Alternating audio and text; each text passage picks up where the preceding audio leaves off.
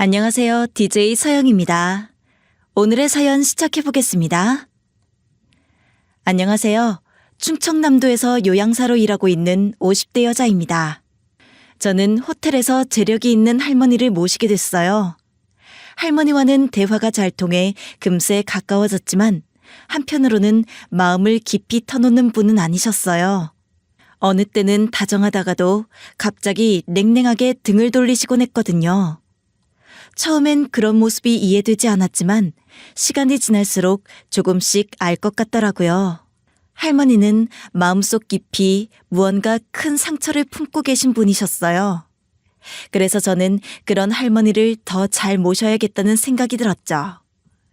그저 제가 할 수 있는 일을 충실히 하자는 마음이었어요. 그러던 어느 날 할머니가 저에게 액자를 가져와 달라고 하셨죠. 여사님, 이 액자만 가져오면 되는 건가요? 이거 무슨 중요한 액자인가요? 나한테는 아주 중요한 액자야. 그 액자가 있어야 내가 좀 숨통이 트일 것 같아. 알겠어요. 제가 바로 가지고 올게요. 서울집에 있다는 말씀 맞으시죠? 맞아, 부탁 좀 할게.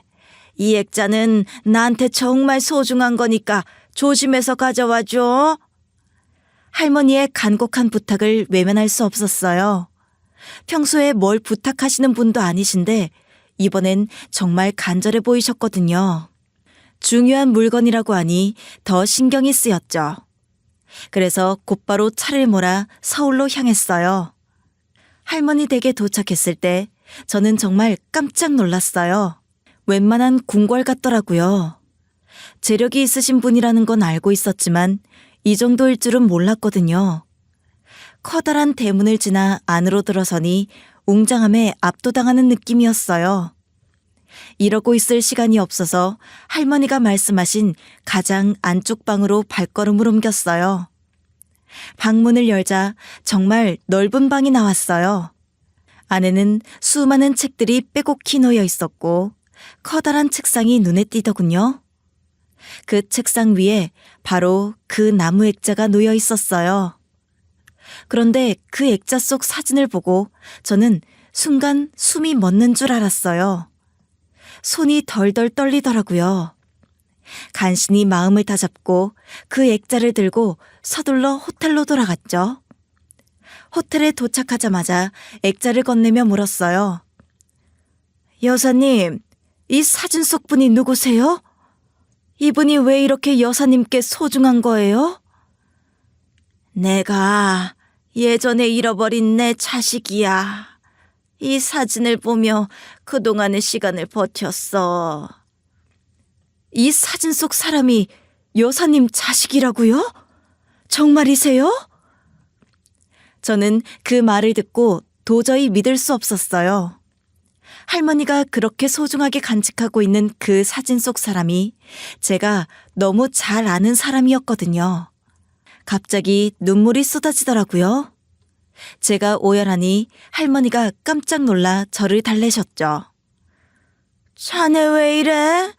이 사진 속 사람을 알고 있어? 알면 좀 말해줘, 응?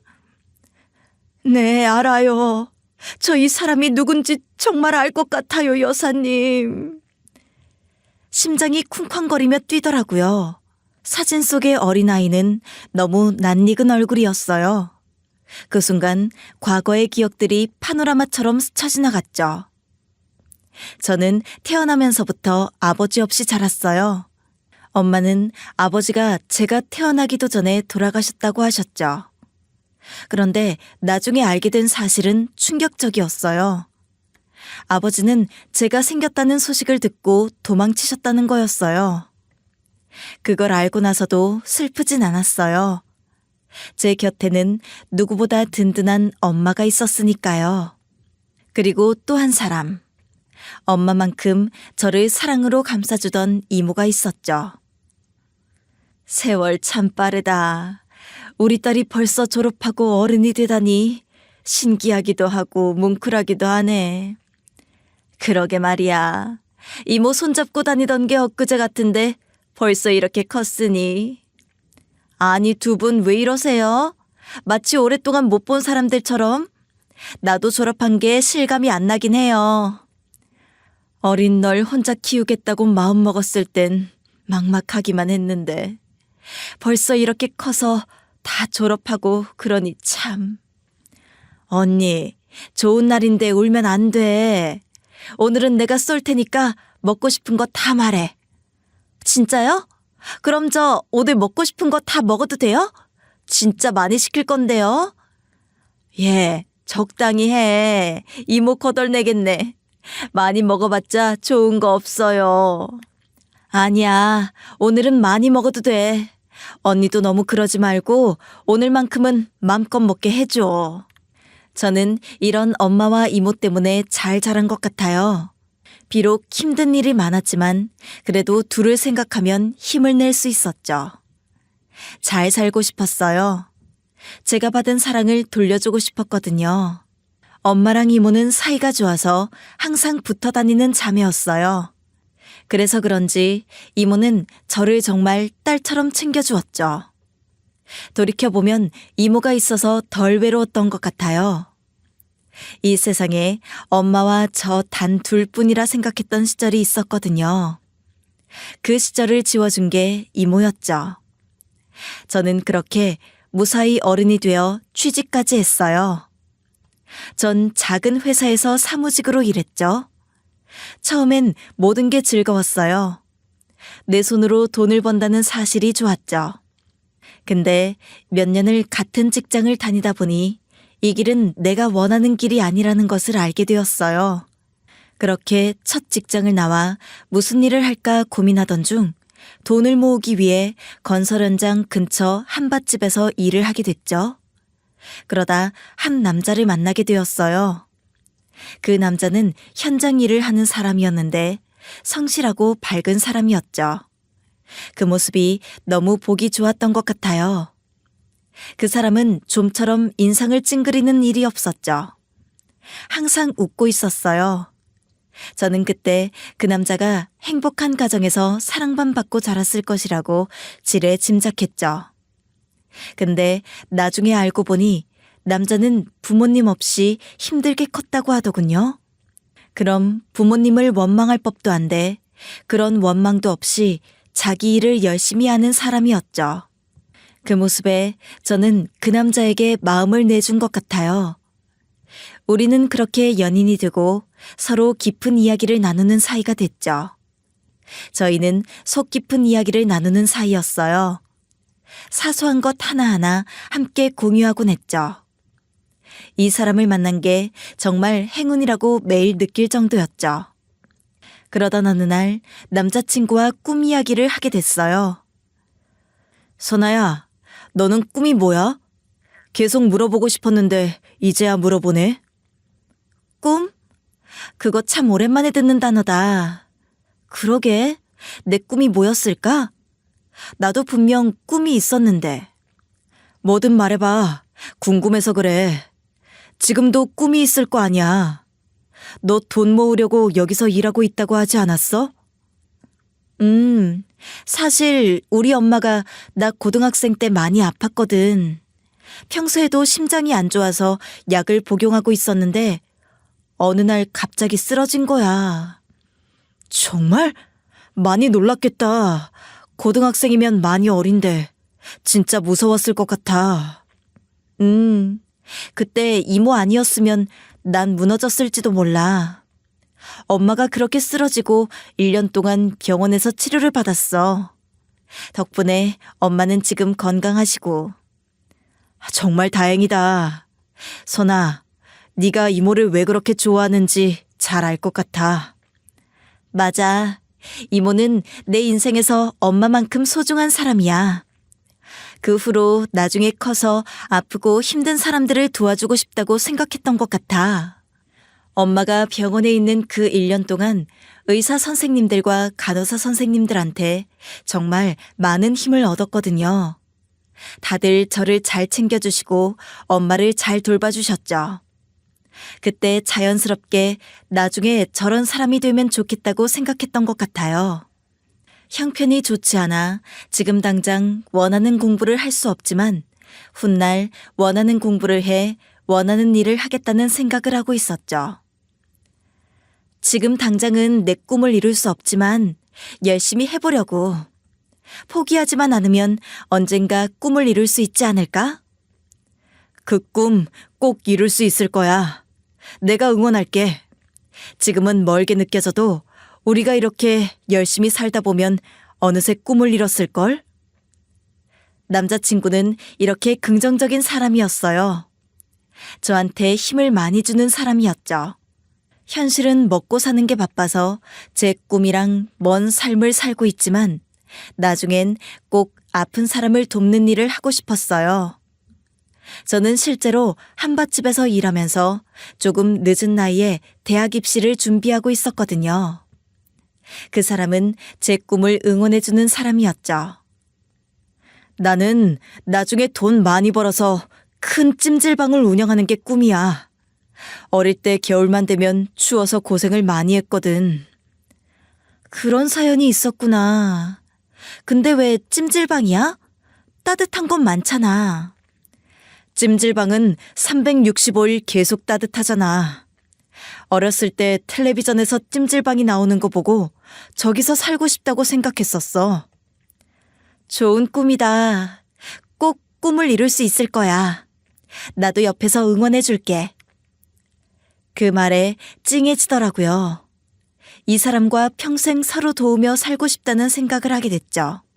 그렇게 저희는 형편이 어려웠지만 결혼을 하게 됐어요. 찜질방을 운영하고 싶다고 말하던 사람이 바로 제 남편이 됐죠. 남편은 그때도 정말 좋은 사람이었어요. 한결같은 사람이었죠. 결혼을 하고 저희는 아들을 하나 낳았어요. 아들을 낳은 후엔 정말 정신없이 살았죠.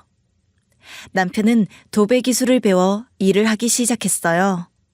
저는 아이를 키우다 아이가 조금 컸을 때 일을 다시 시작했죠. 전 식당에서 일을 했어요. 저희 부부는 그렇게 정신없이 살았던 것 같아요. 지금 생각해보면 아이를 놀아줄 시간도 없이 일했죠.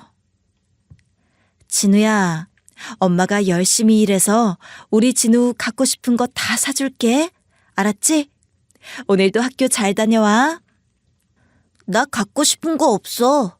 엄마 아빠가 안 힘들었으면 좋겠어. 우리 아들이 벌써 철이 들었네. 엄마 아빠는 우리 아들 생각하면 힘이 나. 항상 못해준 게 너무 많아서 미안한데. 엄마 아빠는 지금도 잘하고 있어. 못해주는 게 어딨다고. 나도 공부 열심히 할게. 아들, 그렇게 말해주는 것만으로도 엄마는 너무 고맙다. 공부 잘하지 않아도 돼. 엄마 아빠는 네가 행복하게 사는 게 더 중요해. 엄마도 참. 다른 부모님은 공부만 해야 한다고 난리인데 우리 엄마 아빠는 참 신기해. 공부 잘하면 좋지. 근데 진우 네가 행복한 게 제일 중요해. 그거 잊지 마. 알았지? 가진 거 없었지만 집안은 화목했어요. 중학생이 된 아들은 일찍 철이 들었는지 뭐 하나 갖고 싶다는 말을 쉽게 하지 않았죠. 그 모습이 고맙기도 하면서 미안하기도 했어요. 아이는 아이답게 철이 없어야 하는데 저희가 아이를 힘들게 한 건 아닌지 걱정이 되더라고요. 하지만 희망은 있었어요. 날이 갈수록 경제 상황이 좋아지고 있었거든요. 이전과 다르게 여유가 생기고 있었죠. 외식을 할 수 있게 되고 집도 조금 넓은 집으로 이사할 수 있었어요.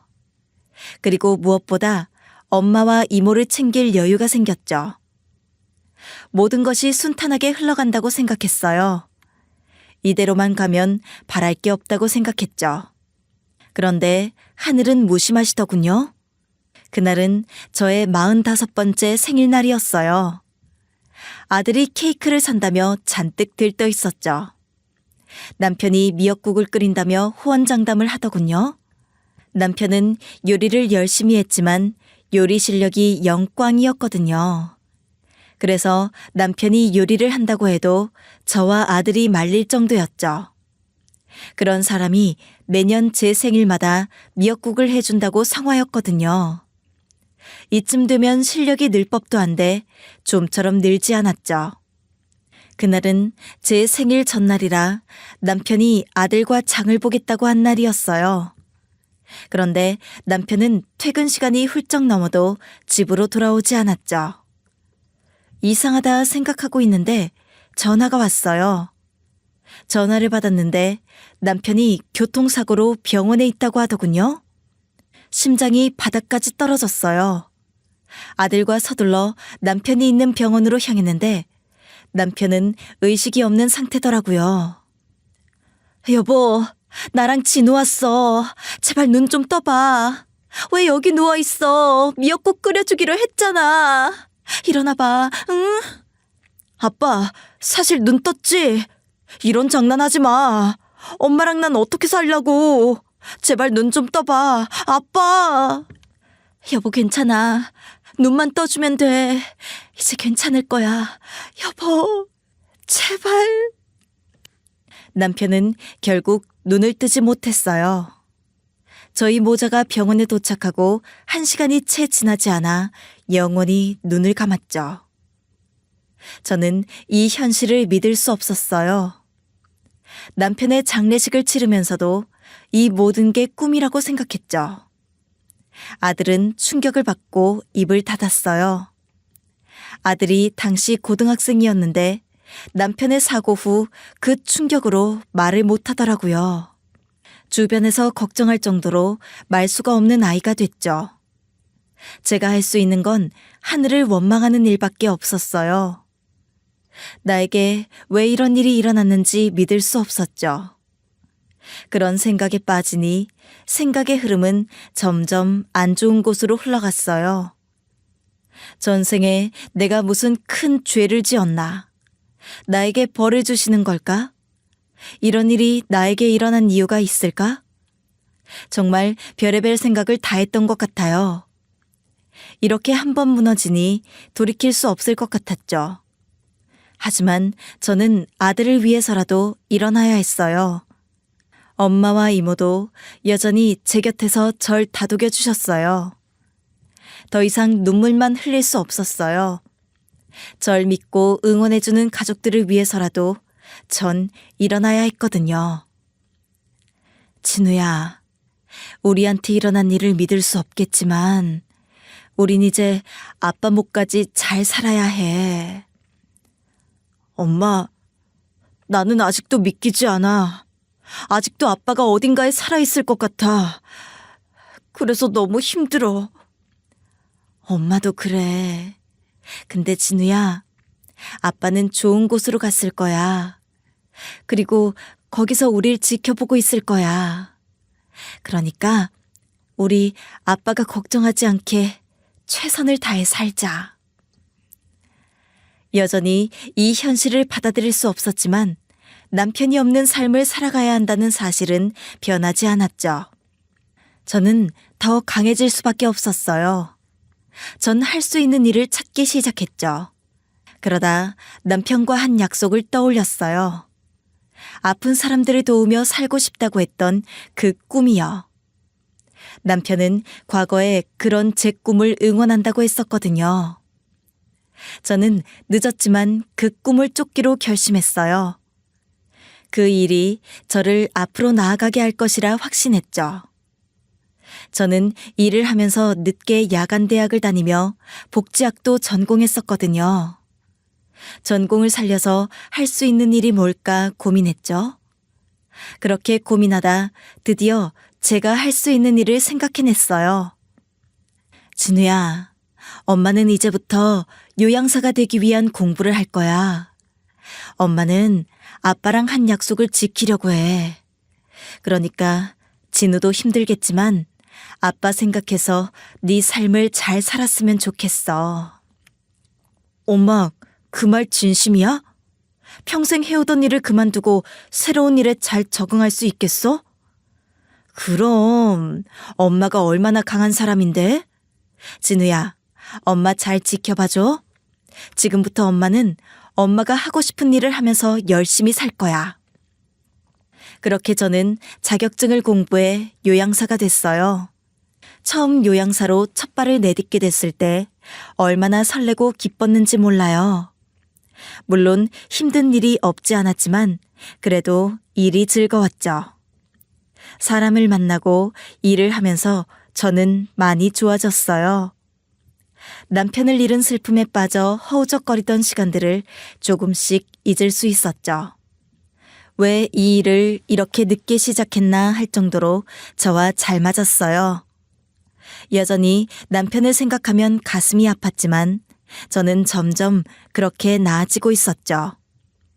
몇 개월을 요양원에서 일했을 무렵 직원의 소개로 저는 어떤 할머니를 전담으로 맡게 되었어요. 할머니는 재력이 있는 건지 호텔에서 따로 지내고 계시더군요. 전 할머니를 전담하며 옆에서 보필해드렸어요. 할머니는 따뜻하고 정이 많은 사람이었죠. 할머니는 항상 유쾌하고 쾌활하셨죠. 저랑 말도 잘 통해서 제가 오히려 일을 하는 걸 기다릴 정도였어요. 자네는 내가 본 사람 중에 가장 성실한 사람이야. 어쩜 이렇게 일을 잘하는지 내가 주변에 이야기 많이 하고 다닌다니까. 여사님, 칭찬이 과하세요. 저는 그냥 제 일을 했을 뿐인데요. 하지만 그렇게 생각해 주시니 감사한데요. 그냥 하는 말이 아니야.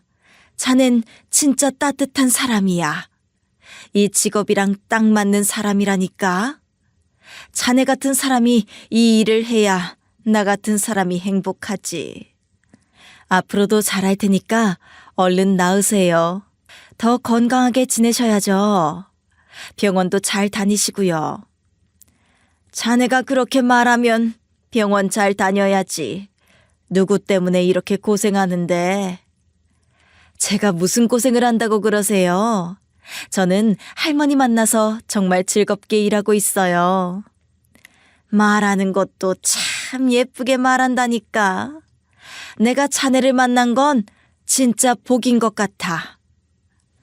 저는 할머니와 날이 갈수록 가까워졌어요. 할머니는 제 칭찬을 많이 해주시는 분이었죠. 할머니가 그렇게 말해주시니 이 일에 더 자부심을 느꼈던 것 같아요. 시간이 갈수록 오히려 일을 하는 걸 기다릴 정도였어요. 이런 제 모습을 가장 반기는 건 아들이었어요. 아들은 제가 변하니 점차 자리에서 일어서더군요. 방에만 있던 아들은 저와 이야기하는 시간이 늘어났어요. 제가 긍정적으로 사니 아들도 그렇게 살려고 노력하더군요.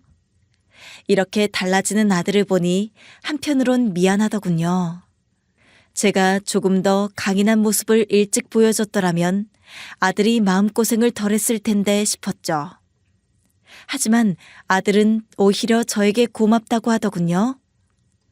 엄마가 요즘 즐거운 것 같아서 나도 기분이 좋아. 이제야 나도 마음이 편안해진 것 같아. 아들, 엄마가 널 더 챙겨주지 못해서 미안해. 엄마도 정신이 없었던 것 같아. 이제야 널 챙길 수 있을 것 같네. 엄마는 그냥 내 옆에 있어주는 것만으로도 큰 힘을 주는 사람이야. 그럼 걱정하지 마. 나도 이제 마음 다 잡고 열심히 살 테니까. 나 신경 쓰지 말고 엄마가 하고 싶은 일 다 해. 저는 아들에게 정말 고마웠어요. 아들이 이렇게 말해주니 그제야 긴 터널을 빠져나온 것 같더라고요. 전 남편을 보내고 몇 년이 지나서야 담담하게 남편을 말할 수 있게 되었죠. 할머니와 친해지면서 이런 속마음을 꺼내게 됐어요. 전 조심스럽게 남편과 사별한 이야기를 꺼냈죠. 할머니는 무언가를 예상했다는 듯 제 손을 잡아주시더군요. 저 45살 생일 전날 남편이 교통사고로 떠났어요. 그때 소식을 듣고 하늘이 무너지는 기분이었다니까요. 아이고, 젊은 사람이 얼마나 마음이 아팠을 거야. 이렇게 좋은 사람을 두고 떠나는 남편의 마음은 얼마나 아팠겠어.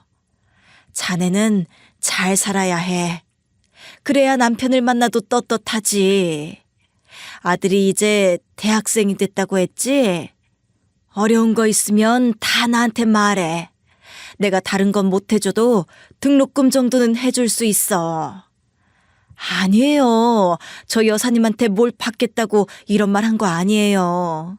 그냥 여사님이 너무 따뜻하게 대해주셔서 말하고 싶었나 봐요. 이런 이야기 안 하는 게 맞는데 제가 생각이 짧았네요. 어쩌면 누구에게라도 털어놓고 싶었는지도 모르겠어요. 가족들 앞에서는 이런 말을 쉽게 할 수 없었거든요. 아들이나 엄마, 그리고 이모 앞에서는 강하게 보이고 싶었나 봐요. 아무도 그걸 강요하지 않았는데 저는 스스로 제가 강해져야 한다고 다독였죠. 근데 할머니를 만나고 할머니가 따뜻하게 대해주시고 저를 칭찬해 주시니 모든 것을 털어놓고 싶은 마음이 들더군요. 어쩌면 할머니의 이런 따뜻함이 제 마음을 움직였던 것 같아요. 자네 나 서운하게 할 거야? 자네가 그런 목적으로 나한테 개인적인 이야기한 거 아닌 거 잘 알아. 자네가 장해서 그래. 그렇게 생각해 주셔서 감사해요. 여사님이 이렇게 제 이야기 들어주시는 것만으로도 저는 큰 힘을 얻어요. 정말 감사해요. 내가 자네를 몇 년을 봤는데 그런 눈 하나 없겠어? 난 자네가 선하고 착한 사람이라는 걸 알아. 고생 많이 했겠네. 잘했어. 그래도 등록금 그런 소리는 하지 마세요. 저 그 정도 능력은 있어요. 아들 대학 마칠 때까지 다 제가 등록금 해줄 거니까 너무 걱정하지 마세요. 이 늙은이가 돈을 벌어서 어디에 쓰겠어. 꿈 많은 학생들 지원해주고 그러는 거지. 저는 할머니의 말에 감동할 수밖에 없었어요. 하지만 제안을 거절하는 게 맞다고 생각했죠. 할머니는 끝까지 어려운 일이 있을 때 언제든지 말하라고 강조하셨어요. 고작 몇 년 본 사이인데 할머니는 어쩜 그렇게 따뜻하게 절 대해주시는지 신기할 정도였죠. 할머니는 남편과 사별한 제가 안쓰러웠는지 저에게 더 잘해주셨어요. 저 역시 할머니를 더 잘 챙겨드렸죠. 우리 아들 사진도 자주 보여드렸어요. 할머니는 아들 사진을 볼 때마다 인물이 훤하다며 쾌활하게 웃으셨죠. 그러던 어느 날 저는 조심스럽게 할머니에게 물었어요. 여사님은 만나시고 싶은 분 없으세요? 저한테 말씀해 주시면 제가 지인분들에게 전해드릴 수 있을 것 같은데. 여기 오기 전에 지인들은 다 만나고 왔어. 연락도 가끔 하고 있고. 그럼 가족분들과는 연락 안 하세요? 여사님을 몇 년 뵀는데 가족분들은 본 적 없는 것 같아서요. 다 외국에 나가 있어. 오늘은 병원에 가서 약을 좀 받아와야 할 것 같은데 내가 말을 했었나? 네, 말씀하셨어요. 이따 식사하시고 3시까지 병원으로 가시면 돼요. 할머니와 함께 지내면서 가족들이 한 번도 찾아오지 않더라고요. 주제넘다고 할지 모르지만 걱정스러운 마음에 할머니에게 물었더니 할머니는 답을 하고 싶지 않은 듯 다른 말을 하시더라고요. 그 후로 저는 가족에 대해 묻지 않았던 것 같아요. 할머니와 몇 년의 시간을 보내면서 할머니의 표정만 봐도 어떤 기분인지 어느 정도 짐작할 수 있었거든요. 가족에 대한 답을 하시는 걸 불편해하시는 것 같아 최대한 가족 이야기가 안 나오게 조심했던 것 같아요. 그러던 어느 날 할머니가 저를 부르시더군요. 방에 가족 사진을 하나 가져다 놔야겠어. 근데 내가 몸이 이러니 서울까지 가기 힘들 것 같아. 자네가 나 대신 액자 좀 가져다 줄 수 있겠어? 액자요? 어떻게 생겼는데요? 제가 시간 내서 꼭 가져다 드릴게요. 최대한 빠른 시일 내에 가져다 줬으면 좋겠는데 당장 시간 내기 어려워? 당장이요? 지금 필요하다고 하시면 다녀와야죠. 여사님, 여기에 주소랑 액자 어디에 있는지 적어주세요. 저는 할머니가 가족 사진이 있는 액자를 가져다 달라고 할지 몰랐어요. 할머니는 가족 이야기만 나오면 이야기를 피하려고 하셨거든요. 제가 다 짐작할 수는 없었지만 말 못할 사연이 있겠구나 짐작만 할 뿐이었죠. 할머니는 진지한 얼굴로 제가 드린 종이에 집 주소와 액자가 있는 약도를 간단하게 그려주셨어요.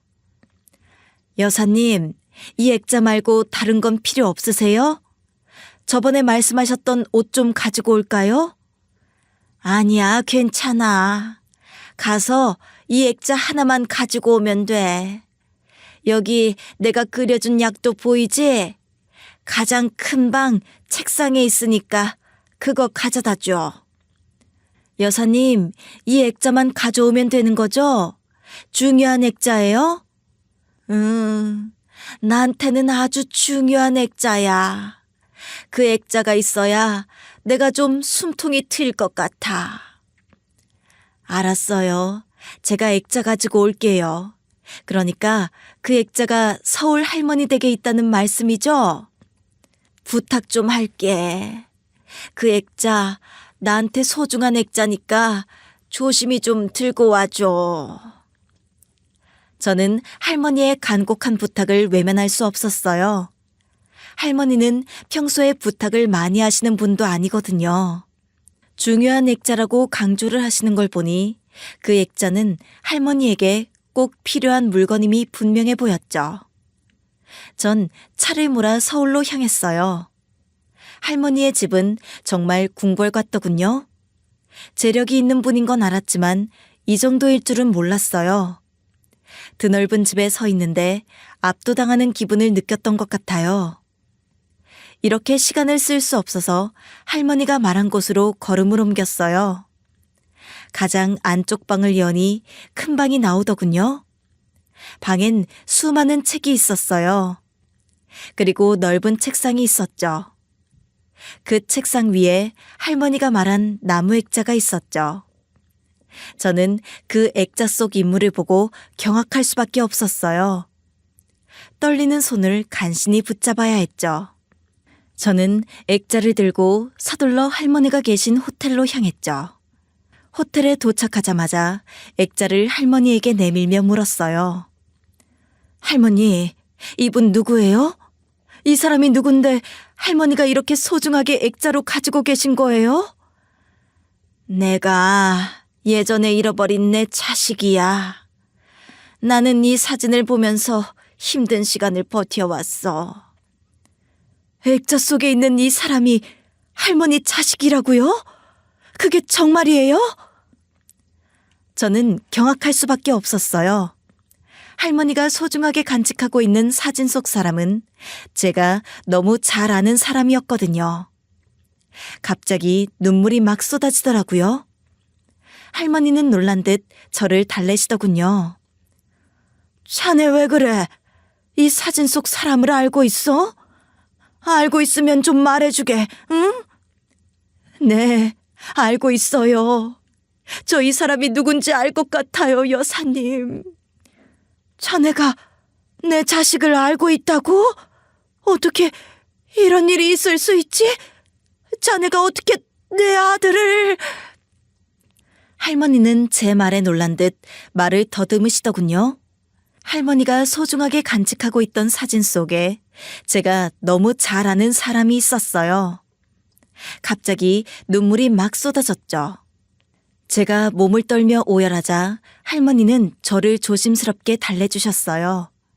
저는 떨리는 손으로 지갑에 있던 남편 사진을 꺼냈어요. 그리고 아들 사진을 그 옆에 꺼냈죠. 할머니는 믿기지 않는다는 얼굴로 제가 꺼내놓은 사진을 바라보시더라고요. 여사님 아들분이랑 저희 남편 어렸을 때랑 너무 똑같이 생겨서요. 어떻게 이런 일이 있죠? 뭐라고? 그럼 혹시 자네 남편 귀에 상처가 있었어? 우리 아들 귀에 상처가 하나 있어. 네, 제 남편도 귀에 상처가 있었어요. 살갗이 벗겨진 것처럼 귀 뒤에 큰 상처가 있길래 어떻게 생긴 상처냐고 물어봤었거든요. 근데 동상에 걸려서 생긴 상처라고 하더라고요. 동상에 걸려서 생긴 상처라고? 우리 아들도 귀 뒤에 동상 때문에 생긴 상처가 있어. 내가 걔 어렸을 때 따뜻한 곳에서 재웠어야 했는데 형편이 안 돼서 항상 추운 곳에서 재웠어. 내가. 할머니는 제 손을 잡고 오열하더군요. 할머니의 말을 듣고 할머니의 아들이 남편이라는 사실을 확신했죠. 그 어린애가 자기가 크면 날 찜질방에서 살게 해주겠다고 얼마나 큰 소리를 쳤는데. 여사님 아들분이 그런 소리를 하셨어요? 아휴, 여사님이 그리워하시는 아들분, 제 남편이 맞는 것 같아요. 남편 생전 꿈이 찜질방 운영하는 거였거든요. 365일 따뜻한 곳에서 지내고 싶다고. 그런 소리를 했어? 아이고, 내가 못된 엄마다. 내가 다 잘못한 거야. 내가 우리 아들을 그렇게 찾았는데 어떻게 여기서 만나. 어릴 때 찜질방을 텔레비전에서 보고 줄곧 그런 생각을 했다고 하더라고요. 전 할머니의 아들이 남편임을 확신할 수 있었어요. 남편에게 처음 꿈 이야기를 들었을 때 이런 이유로 꿈을 꾸는 사람은 흔치 않다고 생각했거든요. 저는 서둘러 자리에서 일어섰어요. 할머니에겐 잠깐 집에 다녀오겠다고 한 뒤 집으로 가 남편의 어릴 때 사진을 찾아보았죠. 사진은 남아 있었어요. 저는 그 사진을 들고 할머니한테 갔죠. 할머니가 들고 있던 액자 속 사진의 아이와 제가 들고 있는 사진 속 아이가 같더군요. 시어머니는 남편의 사진을 보자마자 오열하셨죠. 시어머니는 아들을 찾자마자 만날 수 없다는 사실에 절망하시더군요. 저도 시어머니의 마음을 알기에 눈물만 흘렸죠. 저와 시어머니는 그렇게 서로를 안고 울었어요. 이 와중에 시어머니가 쓰러지지 않을까 걱정이 됐지만 저도 이 놀라운 인연에 정신을 차릴 수 없었죠. 이렇게 시어머니를 만나게 될 것이라고 누가 상상이나 했을까요? 저는 아직도 놀라울 따름이에요. 시어머니는 몇 시간 동안 하염없이 눈물을 흘리다 진정이 된 건지 남편에 대해 물어보셨죠. 저는 슬픔을 억누른 채 남편을 떠올렸어요. 제가 생각하는 남편은 정말 좋은 사람이었거든요. 엄마도 그걸 단번에 알아보신 것 같아요. 자신이 부모님이 안 계셔서 이 결혼을 반대하면 어쩌냐고 묻는 남편의 말에 저는 확신할 수 있었어요. 적어도 저희 엄마는 그럴 뿐이 아니라는 것을요. 엄마는 오히려 남편의 손을 꼭 잡아주셨죠. 남편은 친정엄마에게 정말 잘했어요. 종종 엄마가 있다면 이런 기분일 것 같다며 쓰게 웃곤 했죠. 남편은 보육원에서 자랐지만 좋은 형 누나들을 만났다고 했어요. 그리고 남편은 어머님 원망 안 했어요. 남편이 항상 말했던 게 엄마는 자기를 많이 사랑해줬다고 하더라고요. 분명 사정이 있어서 자기를 떼어놓을 수밖에 없었을 거라고 했어요. 아들은 어릴 때도 그랬어. 어린 게 뭘 안다고 나한테 항상 자기가 엄마 행복하게 해준다고 했다니까. 못난 엄마 만나서 고생만 해놓고 끝까지 엄마를 원망도 안 하고. 남편은 정말 좋은 사람이었어요. 지금도 남편을 그리워하는 지인들이 너무 많아요. 좋은 사람을 왜 이렇게 일찍 데려갔는지 지금도 마음이 아파요. 전 시어머니를 안고 눈물을 흘릴 수밖에 없었죠. 시어머니는 손주가 보고 싶다고 하더군요. 저는 아들에게 상황을 설명하고 할머니를 만나게 해줬죠. 아들은 조금 당황한 눈치더군요. 어떻게 보면 당연한 일이겠죠. 평생 친할머니를 보지 못하고 살았는데 이렇게 갑작스럽게 다시 만나게 될 줄은 몰랐던 거죠. 시어머니는 아들을 보자마자 또 눈물을 흘리시더라고요. 아들은 처음에는 쭈뼛거리더니 시어머니를 꼭 안아주었죠. 시어머니는 그 후로 몇 날 며칠을 그렇게 울기만 하셨어요. 저는 시어머니의 마음을 조금이나마 이해할 수 있었죠. 평생 그리워한 아들을 찾았는데 아들은 다시 만나지 못하는 곳에 있으니 얼마나 복잡한 심정이셨겠어요? 식사도 제대로 하지 못하고 앓는 모습을 보니 제 마음이 다 아프더라고요. 저는 아무것도 할 수 있는 게 없어 그저 시어머니 옆에 있을 수밖에 없었죠. 그렇게 며칠 후 시어머니는 진정이 된 건지 저의 손을 잡으며 말씀하시더군요. 아가, 다시 한번 진우를 보고 싶다. 내가 너희에게 긴히 할 말이 있어. 알겠어요, 어머님. 최대한 빨리 진우한테 말해둘게요. 어머님, 식사 좀 하세요. 요 며칠간 제대로 못 드셨잖아요. 내가 뭘 먹을 자격이 있겠어. 아들 못 지킨 엄마인데. 내가 무슨 염치로 밥을 넘길 수 있겠어. 어머님, 남편도 어머니가 이렇게 힘들어 하시는 거 원치 않을 거예요. 제가 그건 확신할 수 있어요. 다 지난 이야기지만 나는 그날을 후회한다. 내가 우리 아들을 지켰더라면 얼마나 좋았을까. 저는 시어머니의 지난 날들을 들을 수 있었어요. 항상 궁금했거든요. 남편이 어떻게 가족들이랑 살 수 없게 된 건지. 남편도 자세한 내막을 알 수 없다고만 말하더라고요. 그래서 더 궁금했던 것 같아요. 남편은 부모님을 원망하지 않지만 타인이 보기에 납득하기 힘든 상황이잖아요. 남편은 오래 보육원에서 자라야 했으니까요. 시어머니는 결혼을 하고 바로 아이를 가졌다고 해요. 그 사실을 남편의 어머님께 들켰죠. 집안이 반대했던 결혼이라 아이를 쉽게 납득하지 않았다고 하더군요.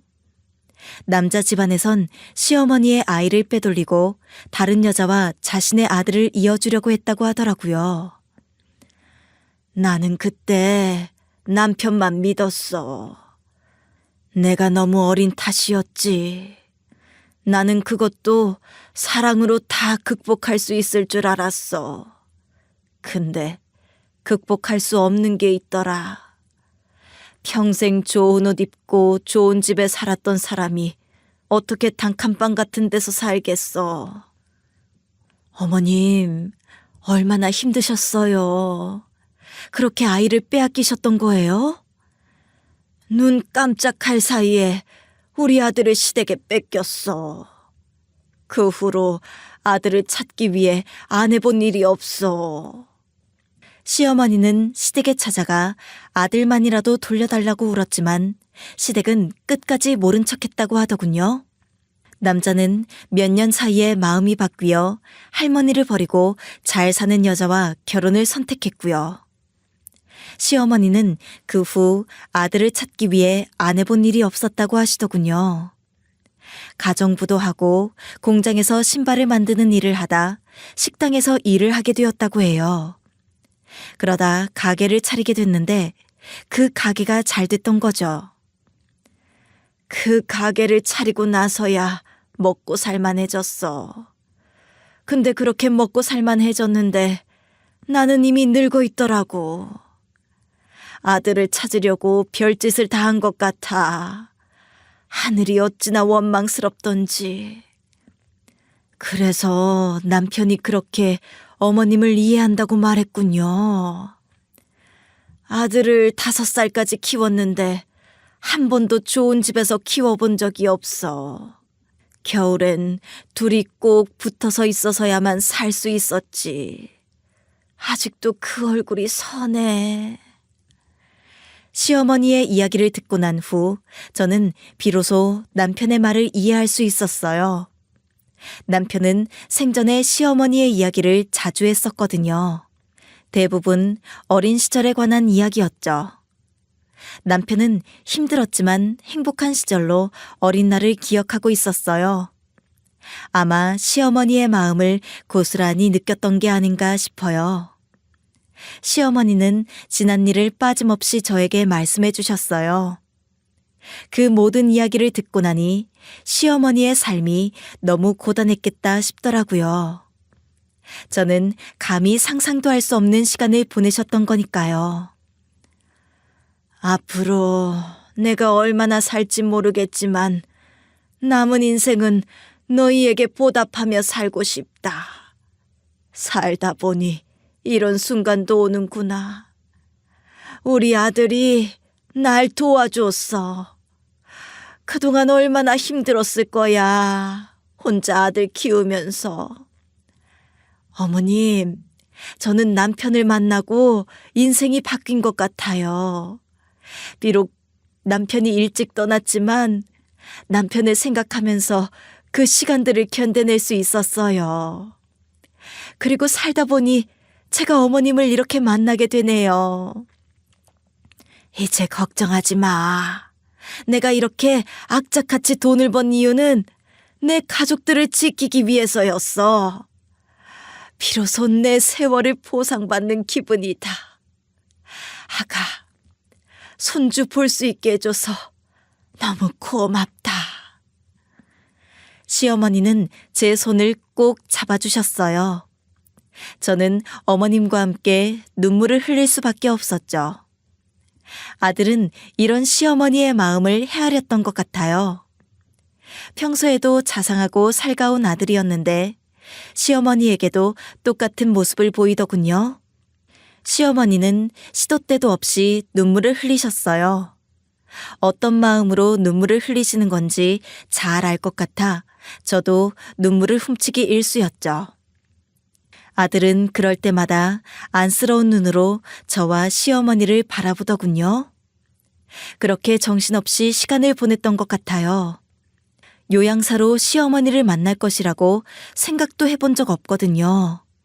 하지만 시간이 지날수록 분명해지더군요.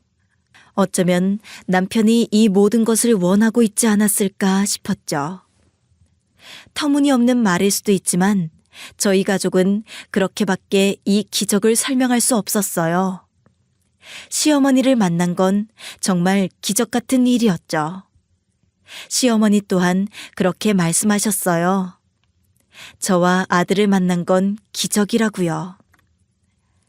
진우야, 갖고 싶은 게 있으면 언제든 이 할머니한테 말해라. 내가 다 사줄게. 엄마 눈치 보지 말고 할머니한테 꼭 말해다오. 어머님, 제가 언제 눈치를 줬다고 그러세요? 저는 그런 적 없어요. 네가 너를 모르겠니? 네가 어떤 사람인지 잘 알고 있어. 너는 이런 거 받을 사람이 아니야. 어떻게 그렇게 잘 아세요? 어머님, 부족하지만 진우가 원하는 건 제가 해줄게요. 어머님은 어머님 몸만 생각하세요. 맞아요, 할머니. 엄마가 부족함 없이 해주고 계시고요. 어쩜 네 엄마를 닮았구나. 하는 짓도 행동도 모두 똑같아. 욕심이라고는 없는 사람들이야. 어머님, 그거 칭찬인 거죠? 저는 그렇게 믿고 있을게요. 칭찬이다. 하지만 너는 나를 위해서라도 내가 주는 건 다 받아야 해. 어머님, 저 그렇게 못한다고 말씀드렸잖아요. 어머님이 평생 열심히 모은 것들 저희는 받을 생각 없어요.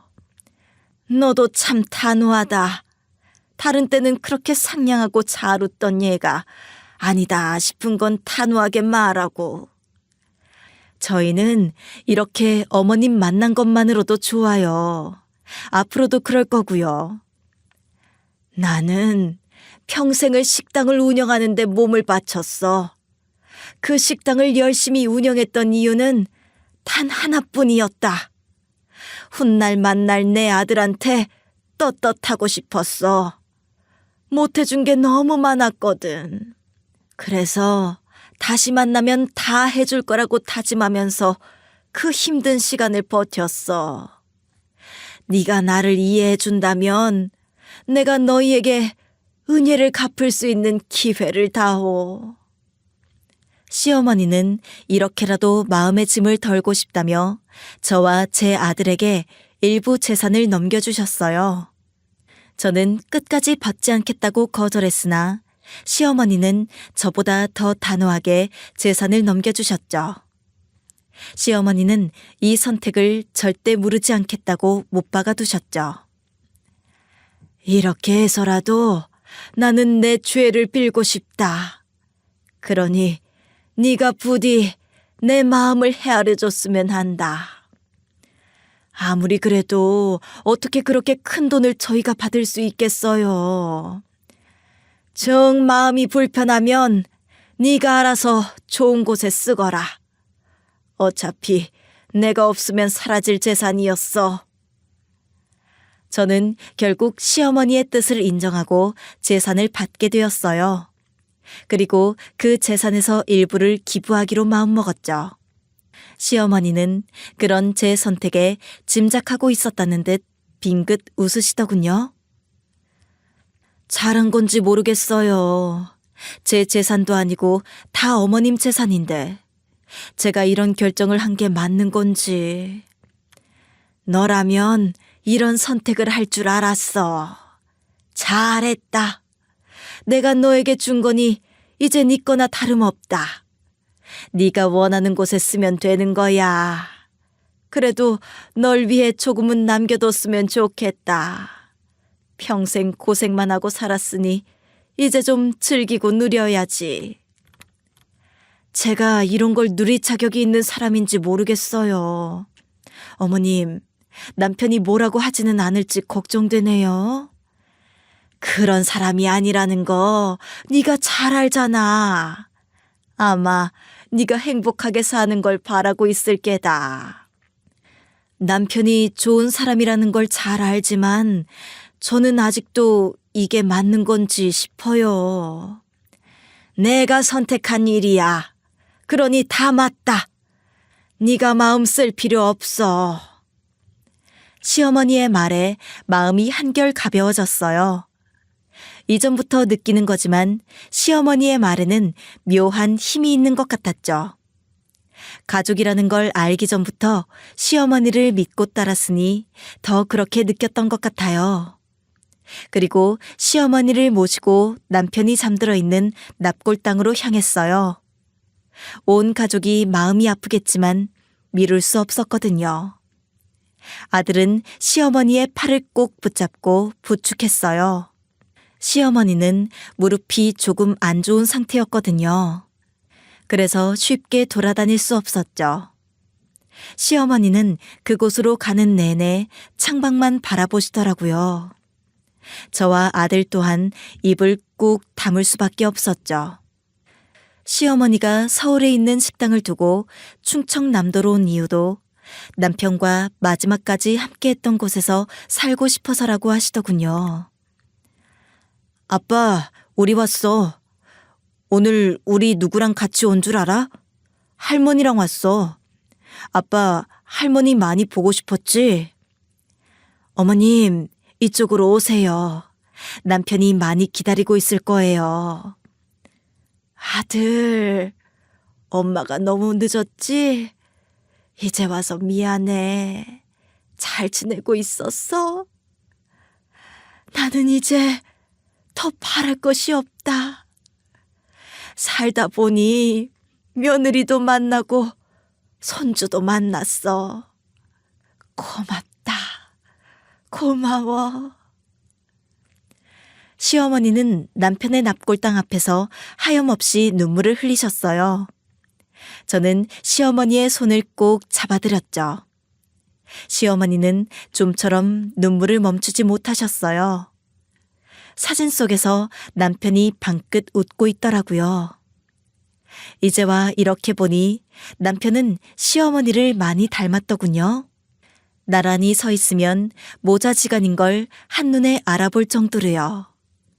저는 그때 다짐했던 것 같아요. 오래 떨어져 지낸 시간만큼 앞으로 시어머니의 얼굴을 자주 뵙고 살자고요. 납골당에서 다녀온 이후 저의 삶은 조금 달라졌어요. 시어머니는 제가 일을 그만두길 바라셨죠. 저는 이 일을 그만두고 싶지 않다고 말했지만 시어머니는 완고하게 말씀하셨어요. 결국 저는 일을 조금 쉬는 걸로 시어머니와 합의봤죠. 시어머니는 저 몰래 다른 요양사를 구하셨더군요. 저는 덕분에 요즘 느긋한 일상을 보내고 있어요. 고향으로 가 엄마와 이모를 만나기도 하고 셋이 여행도 다니고요. 몇 달 전엔 엄마와 이모를 모시고 제주도를 다녀왔어요. 엄마와 이모는 아이처럼 좋아하시더군요. 그 모습을 보니 앞으로 이런 시간을 많이 가져야겠다 생각했죠. 아직도 가끔 제게 일어난 일이 꿈처럼 느껴지지만 차츰 이 삶에 적응해 나가고 있어요. 저는 앞으로도 이렇게 어머님과 아들, 그리고 엄마, 이모, 이렇게 우리 가족들을 챙기며 열심히 살아가려고 해요. 몇 년의 시간이 지났지만 아직도 남편을 생각하며 울 때가 있어요. 허망하게 떠나보냈으니 더 마음이 아팠죠. 하지만 이제 그 마음을 조금 접어두고 살려고 해요.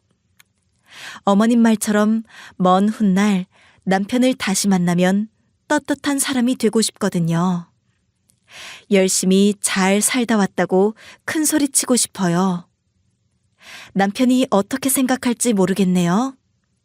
하지만 분명한 건 어디서나 남편은 저를 응원할 사람이라는 거예요. 그거 하나만은 분명하게 알겠더라고요. 그래서 저는 앞으로도 남은 삶을 소중한 사람들과 잘 살아가려고 해요. 이 사연을 보고 계시는 여러분들에게 제 이런 마음이 전해지길 바라며 제 사연을 마치려고 해요. 지금까지 제 사연을 들어주셔서 감사합니다.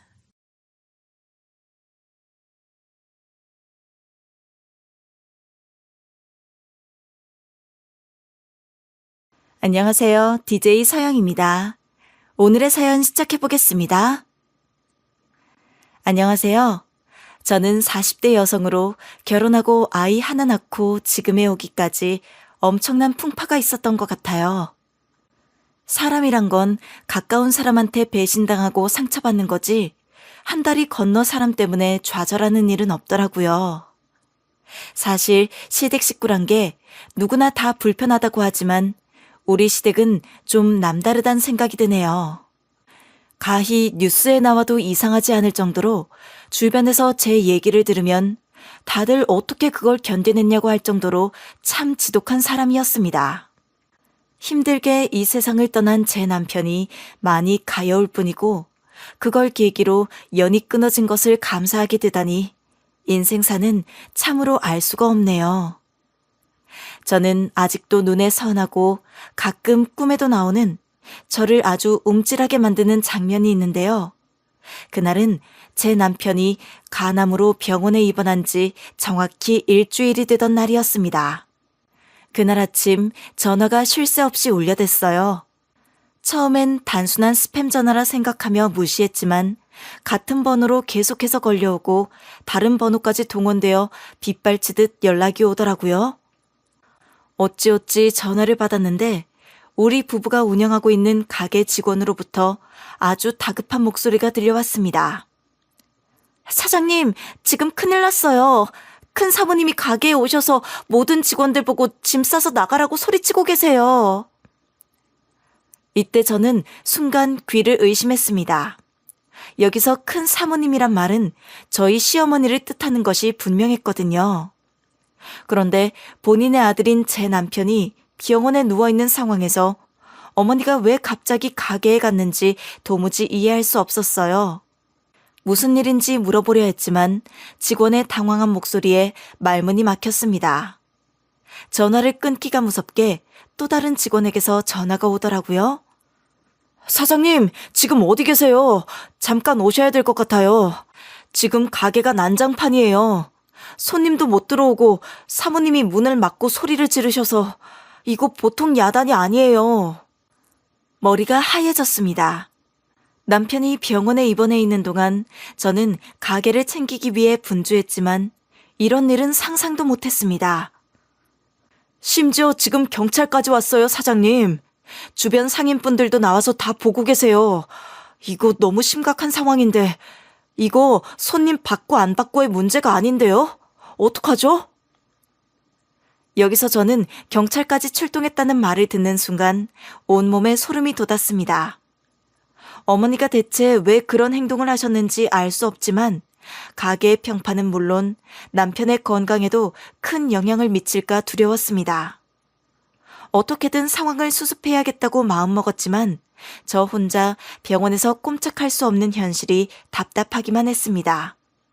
그렇게 저는 남편이 누워있는 병실로 일단 돌아갔으나 그럼에도 휴대폰은 끊임없이 울렸습니다. 남편에게는 알리고 싶지 않아서 나가서 전화를 조용히 받고 일단 여기 일을 처리하고 곧 가겠다는 말만 되풀이했는데요. 잊고 정말 상황이 얼마나 애지간히 급했으면 남편의 전화까지 울렸어요. 제 눈앞에서 남편이 전화를 받더니 격앙된 목소리로 말했고 기필코 걸려버렸단 생각이 들었던 거죠. 뭐라고? 아니, 어머니는 대체 거기서 왜 그러시는 거야? 가게는 지금 어떻게 된 건데? 문 앞을 다들 지키고 있다고? 이야, 진짜 난리 났네. 남편의 목소리에 당황한 저는 대답조차 제대로 하지 못하고 일단 멈췄다가 곧장 가게에서 들은 내용을 간단히 설명했습니다. 그러자 남편이 침대에서 벌떡 일어나며 옷을 입으려고 들더군요. 내가 가야겠어. 이렇게 두면 안 돼. 엉망진창이네. 내가 안 가면 어떡해. 어머니랑 이번에는 단판을 지어야겠어. 아니, 당신 지금 그렇게 나가면 더 큰일 나요. 몸부터 챙기라고 했잖아요. 일단 너무 걱정하지 말아요. 내가 다녀올 테니까 잠깐 있으라고요. 아직 검사하고 치료할 게 남아있잖아요. 남편은 제 말을 일단 받아들이면서도 화가 가라앉지 않는 듯 한참 동안 침대에 앉아 있다가 한숨을 내쉬며 고개를 떨궜습니다. 그런 남편의 모습을 보니 속이 쓰리고 마음이 너무 아팠습니다. 가게를 함께 키워온 남편이었기에 얼마나 가슴이 아플지 짐작이 가더라고요. 그런데 정말 5분도 안 되어 가게 직원 몇 명이 직접 병원으로 찾아왔습니다. 얼굴에는 당혹감과 억울함이 가득했습니다. 사장님, 저희 정말 잘못한 게 없는데 왜 갑자기 나가라고 하시는 거예요? 다들 무슨 일이 있었는지 몰라서 어리둥절해요. 네네, 저도 이 사람도 지금 상황 파악이 안 돼요. 왜 어머님이 그러셨는지 알아볼 테니 조금만 기다려주세요. 저는 직원들에게 최대한 차분하게 말하며 상황을 진정시키려 했습니다. 하지만 속으로는 화가 치밀어 오르고 있었습니다. 이 일을 어떻게 해결해야 할지, 또 어머니가 대체 무슨 생각으로 이런 일을 벌였는지, 남편에게까지 걱정을 끼치지 않으려면 어떻게 해야 할지 머리가 터질 것 같았습니다. 가게 매니저와 주방 이모들이 병실로 찾아온 건 이후에 한 30분쯤 지나서였어요.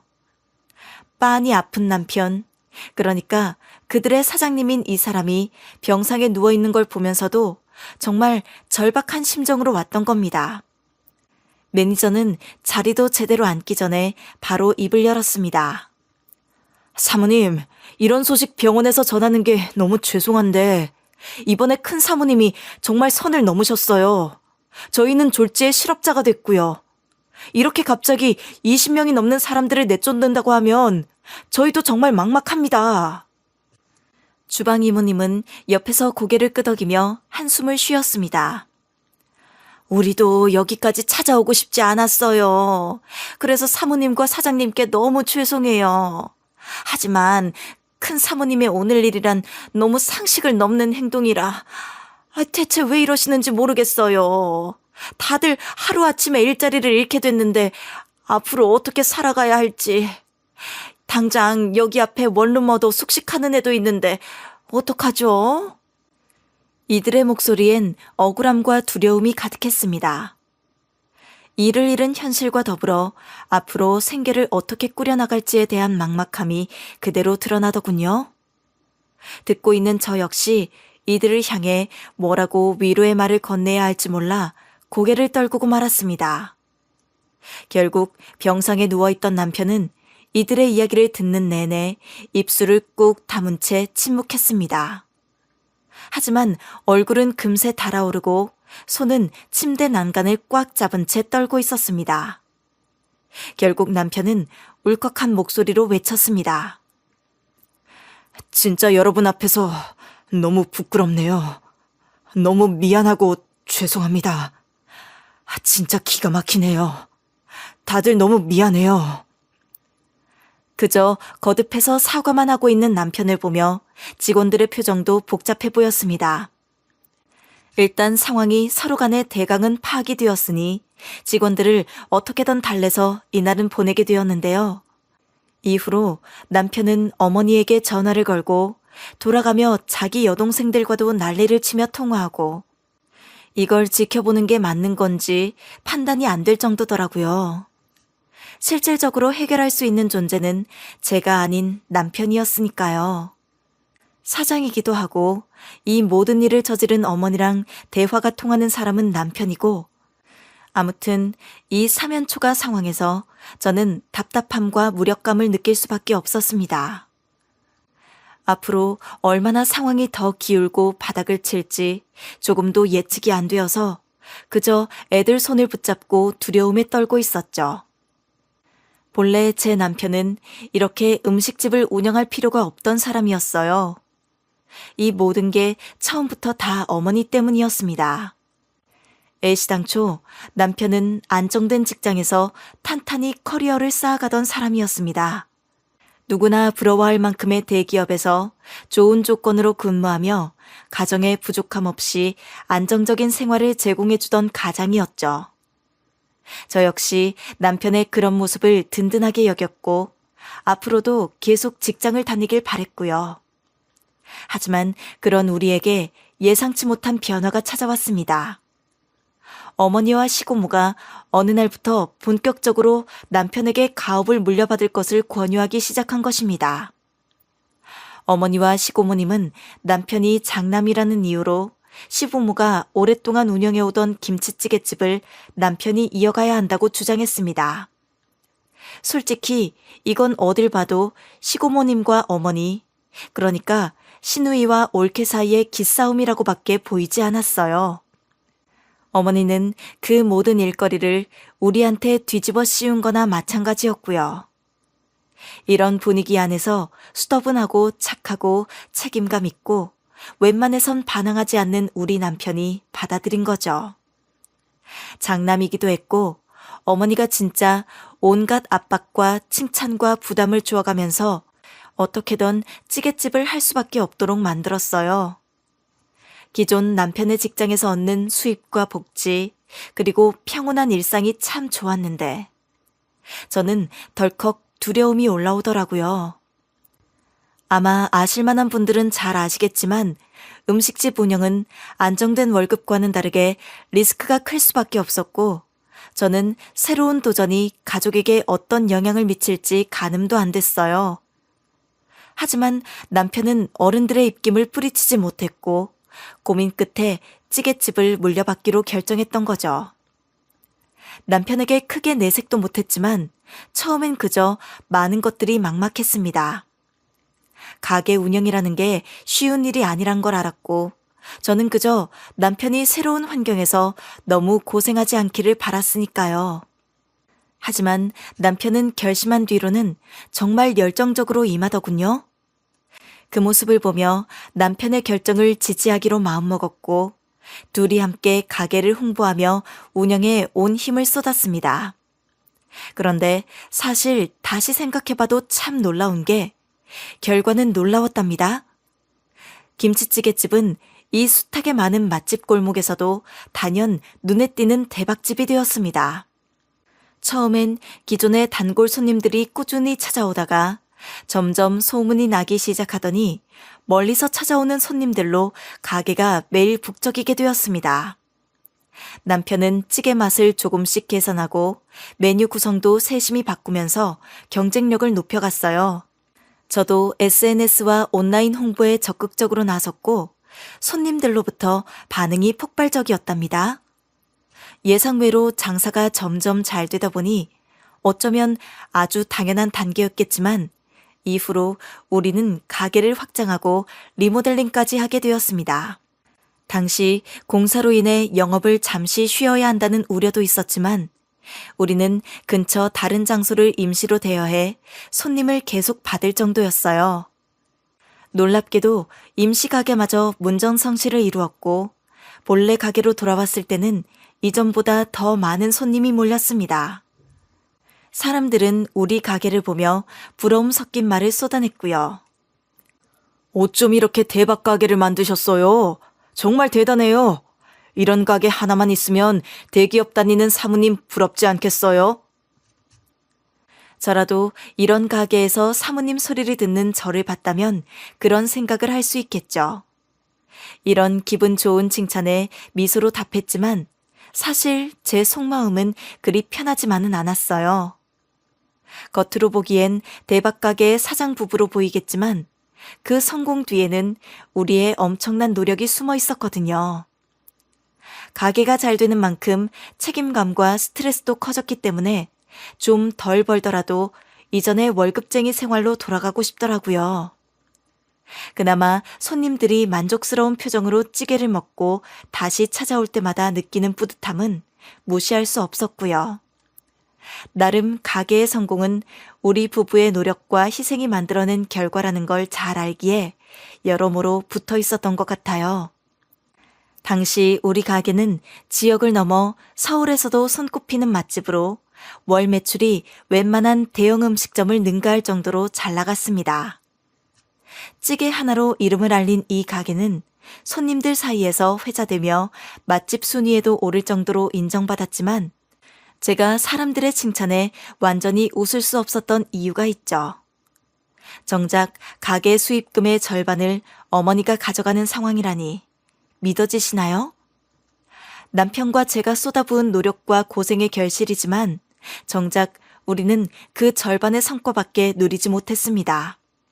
게다가 문제는 수익금뿐만이 아니었는데요. 어머니는 가게 운영에 지나치게 관여하시더라고요. 정말 누가 봐도 너무 간섭이 심하다고 볼 정도였어요. 직접 가게로 나와 직원들을 지휘하겠다고 나섰는데 사실상 운영을 돕기보다는 더 큰 혼란을 가져왔습니다. 예, 이번에 내가 아는 이모랑 학생이 있는데 그 둘 데려와서 주방에도 쓰자. 진짜 싹싹하고 괜찮아. 어머니, 주방은 이미 인원이 꽉 찼어요. 그리고 홀서빙 쪽이라면 모를까. 그쪽도 아직 저희는 계획이 없어요. 그럼 있던 사람을 자르면 되잖아. 홀서빙하는 여자애, 걔 염색한 애 있지? 일도 별로 안 하는 것 같던데 걔 잘라버려. 누구요? 아, 어머니, 근데 그건 그렇게 쉽게 못 결정해요. 그리고 일 야무지게 잘하는 편이에요. 단체 주문도 잘 받고요. 그럼 누구 또 빼고 끼워 넣을 사람 없나? 생각 좀 해봐. 자르고 난 다음에 돈 안 줘도 되고 말 안 나올 만한 사람으로 말이야. 나 저 집 엄마랑 약속해서 꼭 우리 가게 그 집 딸내미 알바로 일하게 해줘야 한다고. 어머니, 저희한테 말도 안 하시고 그렇게 취업 약속을 해버리시면 어떡해요. 저희도 직원 월급 계획이 있고 스케줄도 다 짜 있어요. 얘 좀 봐. 내가 이런 말도 못해? 이거 엄연히 내 가게야. 내 가게였던 거 니네가 지금 일하고 있는 거잖아. 바지 사장이라고 무시하는 거야 지금? 이처럼 어머니는 자신이 아는 사람들을 직원으로 꽂아넣기 시작했는데 그들 중엔 별다른 경험도 없고 책임감도 부족한 사람들이 많았습니다. 그 결과 기존 직원들과의 갈등이 끊이지 않았고 내부 분위기는 점점 어수선해졌습니다. 어머니는 그 상황을 관리하거나 해결하려 하기보다는 오히려 직원들끼리 이간질을 시키는 듯한 행동을 했습니다. 심지어 거기에 시누이 둘과 늦둥이 도련님까지 가게에 끌어들였는데요. 큰 시누이는 사장 자리에 앉았다가 매니저 자리에 넣었다가 감시하듯 직원들에게 이래라 저래라 하는 상황을 만들었습니다. 도련님 역시 가게 운영에 도움이 되지 않는 상태로 형식적으로만 자리를 차지하고 있었고요. 갑자기 가족들이 여기저기서 가게에 끼어드는 동안 질서는 점점 무너졌고 남편과 저는 혼란 속에서 직원들을 붙잡고 운영을 이어가기 위해 필사적이었습니다. 더 큰 문제는 그렇게 가게를 휘젓고 나면 시댁 식구들은 아무 책임도 지지 않고 가게를 떠나버린다는 점이었습니다. 어머니는 그러고도 태연히 수익금의 절반을 뚝 떼가더니 가게에 나와보지도 않는 시누이들과 도련님에게 나눠줬습니다. 남은 돈으로는 자신을 위해 여행을 다니고 얼굴 시술을 받으며 즐기고 있더라고요. 정작 가게를 운영하며 힘들게 수입을 창출하는 남편과 저는 온갖 스트레스와 고생을 떠안고 있었지만 어머니는 그런 우리를 챙기기는커녕 더 많은 간섭과 요구를 해왔습니다. 당시의 시댁 상황도 문제였는데요. 아버님은 원체 몸이 좋지 않아 가게 운영에 전혀 관여하지 못하고 집에서 쉬고 계셨습니다. 그 틈을 타 어머니가 가게의 실세처럼 행동하며 모든 것을 좌지우지했습니다. 남편은 본인 엄마의 갑작스러운 방문과 불호령을 막아내며 저를 보호해주긴 했는데 그 과정에서 어머니랑 고성을 지르며 싸우기도 하고 하여간 남편이 받는 스트레스는 상상 이상이었습니다. 저 역시 가게 안에서의 갈등과 시어머니의 간섭, 그리고 끝없는 운영 문제로 위장약을 달고 살았습니다. 밤마다 가슴이 답답하고 속이 쓰려 잠을 이루지 못하는 날들도 많았습니다. 손님들 앞에서는 밝은 얼굴로 찌개를 내놓고 직원들 앞에서는 침착하게 운영 지침을 전달했지만 속으로는 터질 것 같은 스트레스에 몸과 마음이 점점 지쳐갔습니다. 결국 이 모든 상황은 남편과 저 둘 모두에게 심각한 고통과 스트레스를 가져왔고 이게 우리 몸이나 마음을 골고루 축내고 있다는 걸 느끼게 됐어요. 하여간 설상가상이라고 하더니 남편이 간암 판정을 받고 병원에 입원하게 되면서 우리 가족에게는 청천벽력 같은 날들은 연이어 나타났어요. 정말 절로 하늘도 무심하시지. 어떻게 이렇게 겹겹이 일들이 생기냐 매일 울면서 보냈네요. 일단 남편이 병원에 입원한 첫날 저는 병간호를 하며 어떻게든 희망을 놓지 않으려고 애쓰고 있었습니다. 그런데 이 사실을 시댁에 알리고 반나절도 안 되어 믿을 수 없는 소식이 들려왔던 거죠.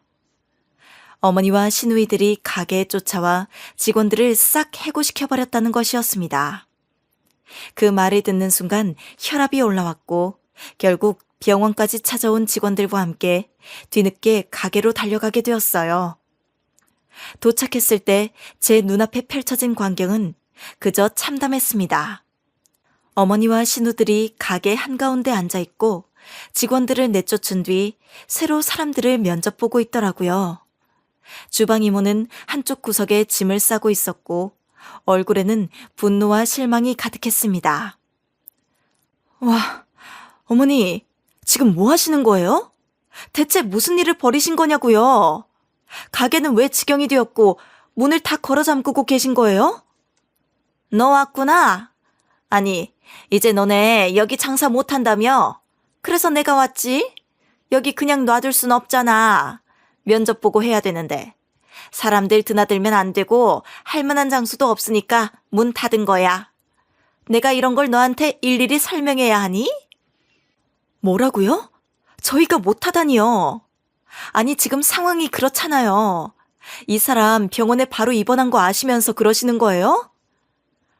그런데 어머니는 이 상황에 본인이 더 어이없다는 듯 웃으며 말했습니다. 왜? 니들 그동안 잘 됐잖아.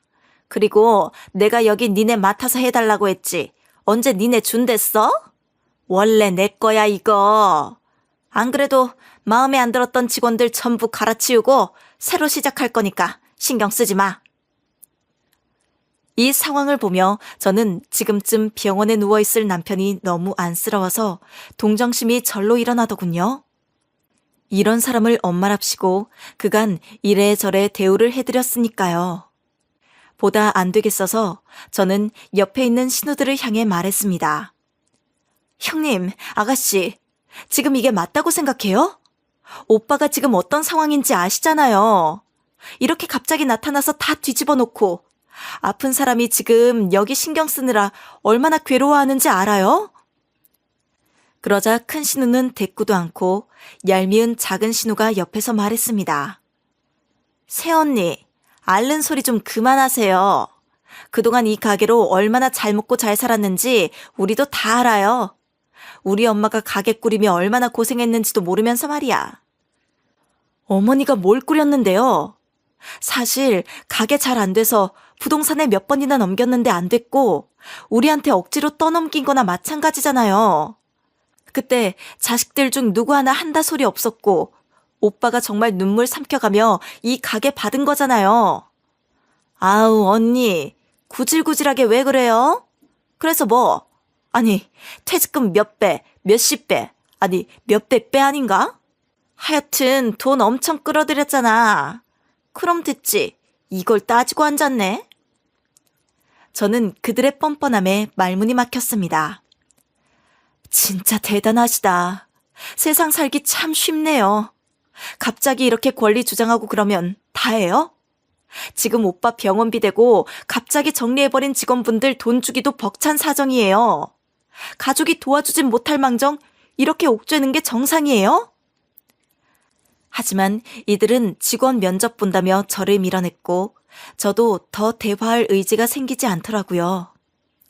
가게는 이미 망가질 대로 망가져 있었고 남편과 제가 쌓아온 모든 것이 한순간에 무너지는 듯 했습니다.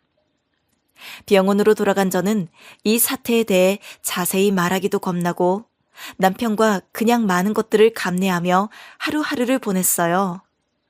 하지만 제 남편은 이 모든 사태가 벌어지고 나서 6개월 뒤 더 이상 저희 곁에 머물지 못하고 세상을 떠났네요. 간암이라는 병마와 싸우는 동안 이 사람은 마지막까지 가게 걱정, 가족 걱정을 놓지 못했습니다.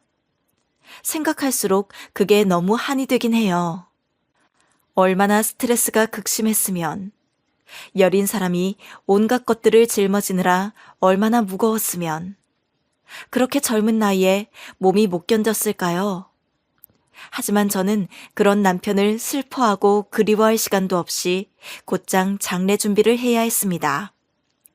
그나마 저에게 위안이 되어 주었던 건 장례식장에는 남편의 거래처와 그간 연을 맺어온 수많은 사람들이 찾아왔다는 거예요. 평소 성실하고 따뜻했던 남편의 인간성을 아는 이들이었습니다. 가게가 번창할 당시 함께 일했던 동료와 협력사들, 그리고 단골 손님들까지 장례식장을 찾아와 안타까움을 전했어요. 아마도 이들 대부분은 가게가 어머니 손에 넘어가 엉망이 된 상황을 알고 있었고 다들 무거운 얼굴로 조문을 했습니다. 하지만 시댁은 조문객들의 이런 진심과는 전혀 다른 생각으로 장례식장을 휘젓고 다녔는데요. 가장 원수 같은 것들이 가장 오면 안 될 자리에 와서 제 속을 난장판으로 휘어잡고 있었어요.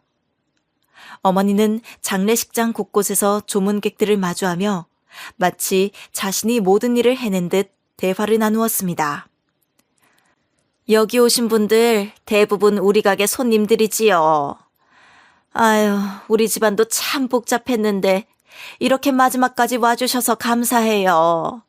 나도 속사정을 다 말은 못하지만 고생이 많았다오. 그 말을 듣자마자 속이 뒤집힐 것 같았지만 저는 남편의 마지막 가는 길을 더럽히고 싶지 않아서 꾹 참고 있었습니다. 그런데 상황은 점점 더 심각해졌습니다. 조의금이 모이자 어머니와 신우들이 모여 조의금을 정리하겠다며 나간 겁니다. 저는 남편이 남긴 마지막 장례비 정도는 우리 가정의 몫으로 남기고 싶다는 생각이 있었지만 이 인간들은 전혀 다른 계산을 하고 있었습니다. 조의금은 정확히 나눠야죠. 우리 5명이 가족이니 정확히 5등분하면 될 거예요. 일단 빨리들 앉아봐요. 그 말을 듣는 순간 저는 피가 거꾸로 솟는 기분이었습니다. 뭐라고요? 지금 조의금을 나눠 가지시겠다는 거예요? 여기가 무슨 돈 나눠 가지는 장사판입니까? 이건 남편을 보내기 위한 마지막 비용이라고요. 얘가 왜 이렇게 시끄럽게 굴어? 여기가 지금 무슨 자리인지 몰라? 우리는 가족이잖아. 가족끼리 나눠 가지는 게 뭐가 문제야? 조문객들도 대부분 우리 가게 관련 손님인데 당연히 각자 몫 알아서 가져간다는데 왜 난리냐고. 이게 사람으로서 할 짓이에요? 남편 얼굴이 저렇게 번듯이 있는 곳에서 이러고 나누고 앉아있는 꼴이 말이 된다고 생각하는 거죠, 지금? 진짜 정말 너무너무 심하시네요. 애지간히들 하셔야죠. 하지만 이런 말을 듣고 이제서 자기들이 생각이 짧았다고 할 위인들이 아니었죠. 이제 더는 쓸데없는 감정 소모를 할 필요가 없어 보였어요. 신우들과 시모는 더욱 악바리처럼 저를 물고 늘어졌고 소리가 점점 커지다 보니 다른 조문객들에게 민폐가 될 지경이었습니다. 결국 조문객들이 이 싸움판을 보고 눈살을 찌푸리며 떠나는 모습을 보니 제가 더 이상 이 자리에 있을 이유가 없다는 생각이 들더라고요. 남편은 세상 떠난 뒤에도 이렇게 편치 못하구나. 본인 가족들로 인해 더 큰 고통을 겪고 있다는 사실이 너무나 참담하더라고요. 이 사람이 가여워서라도 이 헛된 논쟁을 더 하고 싶지 않았어요. 누구든 멈추는 게 낫겠더군요. 결국 저는 애 손을 꼭 잡고 조용히 장례식장을 빠져나왔습니다. 집으로 돌아오는 길 눈물이 쏟아졌지만 이를 악물었습니다. 그저 남편과의 추억을 제 마음속에 담으며 아이와의 새 출발을 다짐했던 거죠. 이후로 저는 웬만한 것들을 다 정리하고 마음이 무거운 상태로 집 앞에 왔는데 너무 기력이 없고 어지럽더라고요. 제정신으로 문 앞까지 가는 발걸음조차 쉽지 않았습니다. 그러던 차에 문득 우편함이 눈에 들어왔고 쌓여있는 고지서들이 보였어요. 각종 공과금 고지서며 카드 명세서, 병원비와 관련된 서류까지 온갖 청구서들이 두꺼운 뭉치로 쌓여 있었습니다. 일단 우편함을 열어 서류들을 뭉치째 꺼내들었는데 손이 떨리더라고요. 밀린 고지서들의 숫자와 금액을 보니 머리가 하얘졌습니다. 그 자리에서 모든 서류를 다 펼쳐볼 용기도 나지 않았습니다.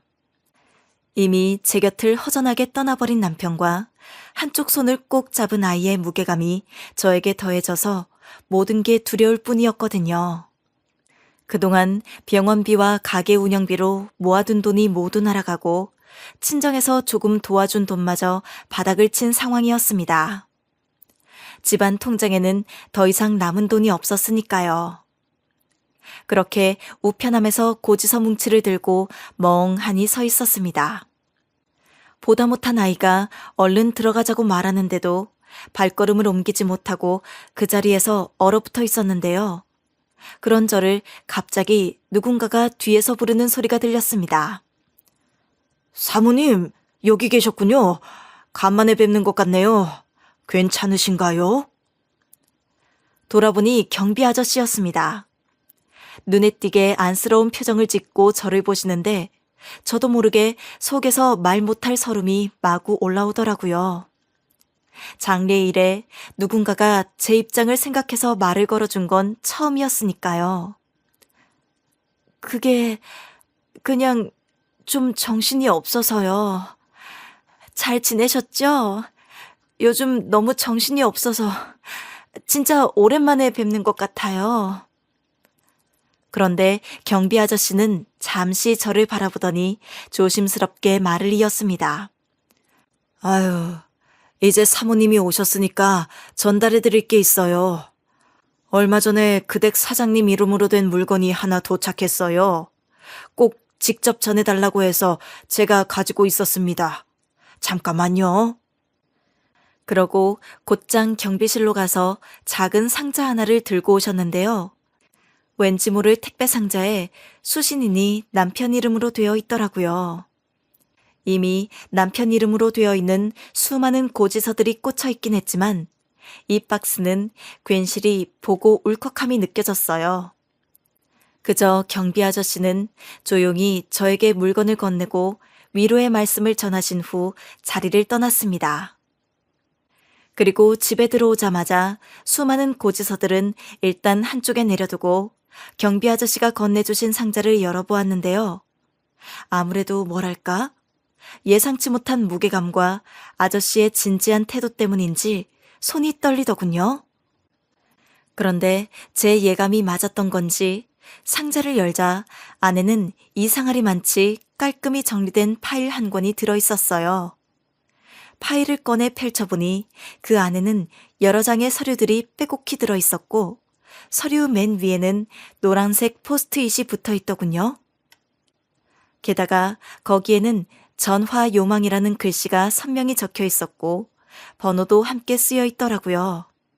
그걸 본 순간 저도 모르게 심장이 두근거렸어요.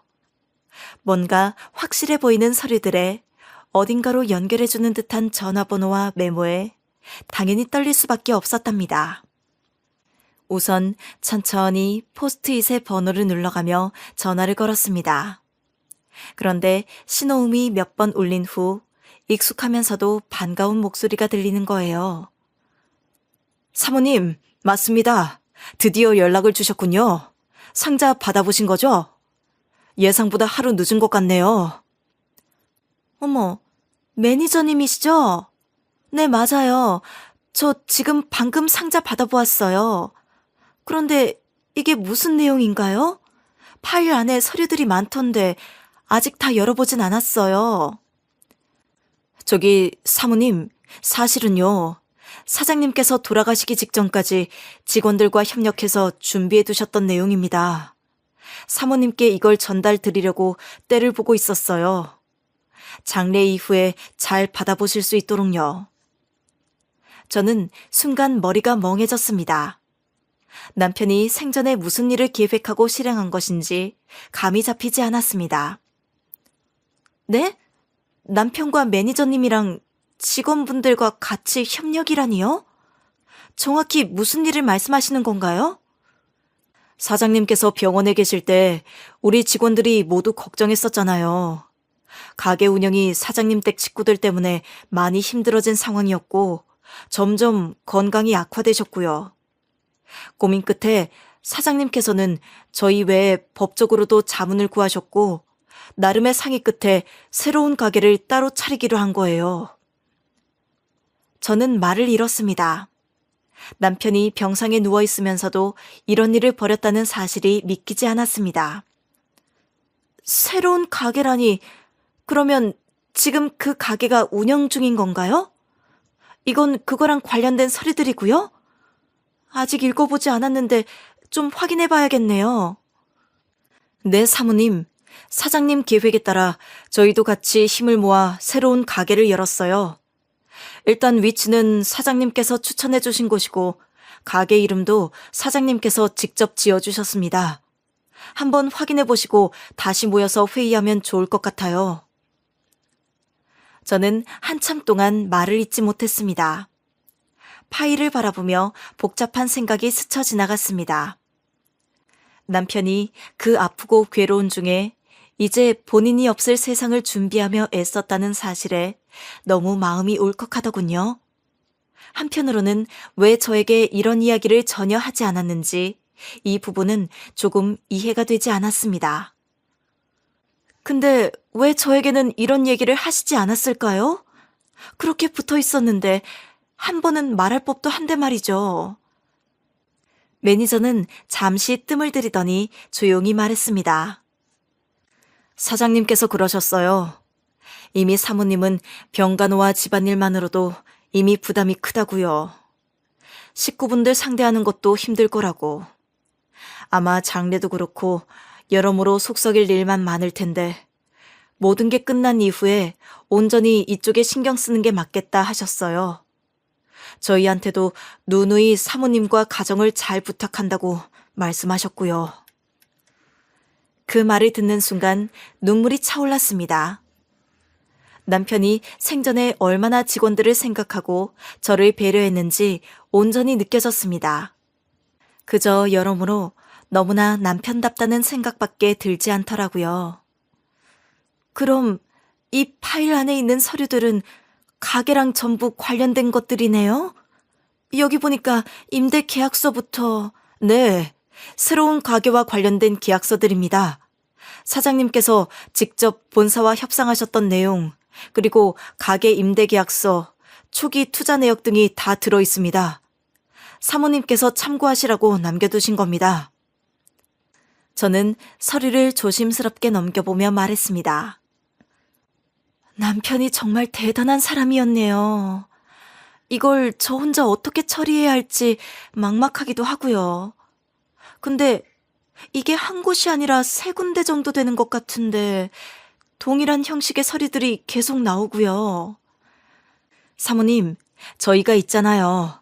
같이 설명해 드리겠습니다. 그러니 최대한 빠른 시일 내에 함께 모여서 같이 회의해요, 우리. 다들 기다리고 있습니다. 저는 핸드폰을 들고선 채로 정말 한참 동안 울음을 참았습니다. 남편의 마지막 흔적이 담긴 파일과 매니저의 따뜻한 말들이 저를 위로하는 동시에 남편을 향한 깊은 그리움이 올라오더라고요. 이제서 남편을 위해 진짜로 올 수 있겠다. 나만의 방식으로 이 사람과의 이별을 슬퍼하고 그 감정을 잘 마무리 지을 수 있겠다는 생각이 들었습니다. 그간은 너무 지쳐서 장례에서 남편을 위해 우는 일조차 할 수 없었으니까요. 그렇게 한참 통곡을 하고 쏟아내기를 하고 남편이 남겨준 파일들, 서류들을 찬찬히 훑어보았습니다. 그리하여 남편 주변 정리를 함과 동시에 곧장 매니저와 직원들을 만나서 함께 의논했습니다. 이미 어느 정도 기반이 되어 운영을 시작한 곳과 개신화를 기다리는 가게까지 각각 있다는 걸 파악했고요. 기존 메뉴와 비슷한 김치찌개를 주력으로 하되 이름과 사업자를 완전히 달리하여 독립적으로 운영되는 구조였습니다. 남편은 이 새로운 가게들에 자신의 지분을 절반 이상씩 투자하며 총 3군데를 오픈했더군요. 차근차근 오픈하고 난 뒤 점차 입소문을 타며 알려지기 시작하자 인간이란 참 묘한 게 어디서 이렇게 돈 냄새를 맡고 쫓아오는 건지 모르겠어요. 저도 어느 정도 예상했지만 그보다 훨씬 빨리 시모와 신우들은 찾아왔습니다. 특히 새 가게 마케팅에서 이전 땡땡 지역 맛집 사장님의 새로운 오픈이라는 문구가 나와서 그런지 이게 빨리 시댁 식구들의 귀에도 들어간 모양이었습니다. 처음에는 지들도 한창 따지고 들며 이 가게들이 자신들에게도 권리가 있다고 주장했습니다. 아니, 우리한테 말도 없이 이렇게 2호점, 3호점을 오픈하는 게 어디 있어? 말하자면 이게 본점이나 마찬가지인 거야. 원래 가게는 우리 집에서 시작한 거고 그 명성이 여기까지 이어진 거 아니냐고. 당장 가게들 계약서랑 다 갖고 와. 이미 잘 알고 계셔서 이렇게 무대뽀로 저를 윽박지르시는 것 같은데요. 이번에 한 번만 설명드리고 더 말씀 안 드릴 거니까 잘 들으세요. 이 가게들은 남편이 독립적으로 차린 겁니다. 기존 가게와는 아무런 관련이 없고 법적으로도 증명돼요. 여기 사업자 명의에 어머님이나 시댁 식구들 누구도 들어가지 않았어요. 오로지 저와 아이들을 위해 운영되는 거라고요.